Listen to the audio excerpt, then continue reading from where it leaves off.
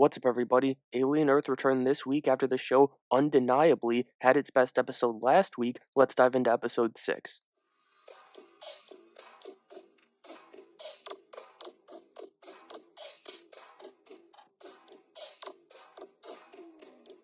This week's episode did a great job carrying over that momentum the show got back last week in episode 5, setting the tone right away in the lab. Barely anything is said, the aliens barely make any noise, but the vibe, the atmosphere that the Xeno and the eyeball create, just being in the same room as each other, is insane. I'd say, that I eagerly await their rematch, but I'm not so sure that they're foes after the end of this episode. We'll get to that towards the end of the video, though, because once we're with Hermit and Kirsch just outside the lab as they watch Wendy talk to the Xeno, we get one of my favorite bits of dialogue from this show. Kirsch says, "That's like an onion asking how to take care of a star, and it's just gold. It's going to be bouncing around in my head until I get to use it for myself." In all seriousness, though, I might be walking back my theory about that creepy eyeball being a rogue agent from the aliens, but one I'm standing on is the bond between Wendy Marcy and this new xenomorph, the Xeno that was bred in her brother's lung, and the one that I think is kind of,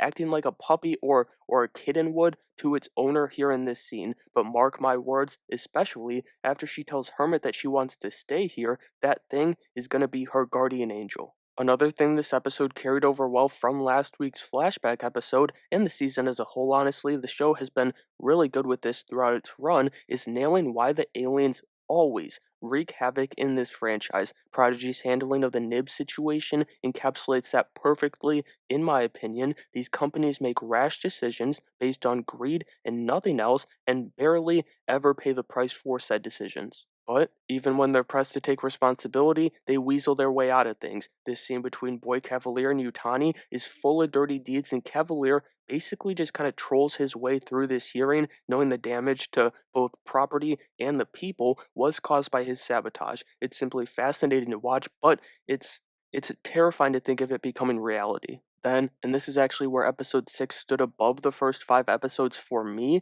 there's no dull points in this episode in my opinion. It's just one thing to the next and it's all great, and even, things as simple as Kirsch and Morrow taking a quick elevator ride have palpable tension. This was just as nerve-wracking as the Xeno and the creepy-ass eyeball stealing air from each other on different sides of the lab. Everything is coming together beautifully down the stretch. The show has also excelled when it comes to the little details, and for some, they don't matter, but I do think they take shows from being good to being great. Things like getting creative with how the xenomorph hangs and behaves, both, new ways and familiar tendencies from the franchise. The secret lab, it's become my favorite set piece, honestly, simply because of that. Every scene in there, it feels like we're opening up another nook on the Alien Advent calendar, and I'm just all for it. But the biggest development from the best set piece in the show this week, and I did mention this at the start of the video, was this eyeball that I thought was a rogue alien. After episode 6, I got a feeling I was totally wrong, and this thing's just a distraction. It distracted the chick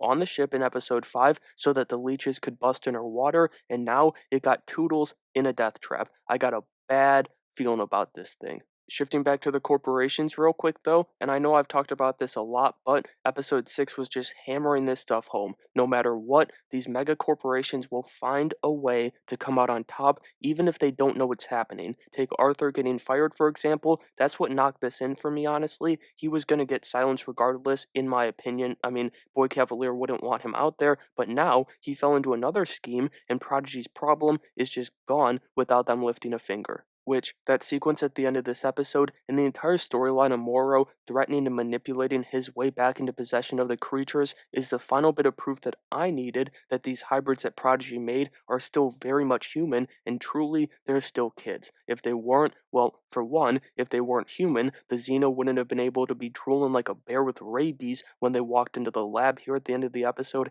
and sure, you could say, always excited for a brother or sister, but that dude looked hungry. And two, the kid, I don't think he would have folded under pressure if he wasn't. These Prodigy kids are much, much closer to being Morrow than they are Kirsch. Speaking of the main man, who kind of took a back seat in this week's episode, he gets to come in at the end and send us into next week, itching for episode 7. He allows Moro's plan to occur, telling Boy Bitch everything's all good because he is going to use the extra Xeno that's now created to his advantage. I've said it before, but I'll say it again. That scene between him and Cavalier when he's first testing the Xeno told the show's tale. That was another strong episode for the show, making it back to back bangers. The show started decently strong through its first 4 episodes, but man, episodes 5 and 6 have just reached a different dimension of incredible. But I'll leave you guys with this. Despite sticking to a lot of my predictions, I am budging on one, and now not only do I think the eyeball is Team Alien, I think that thing is calling the shots, and that, my friends,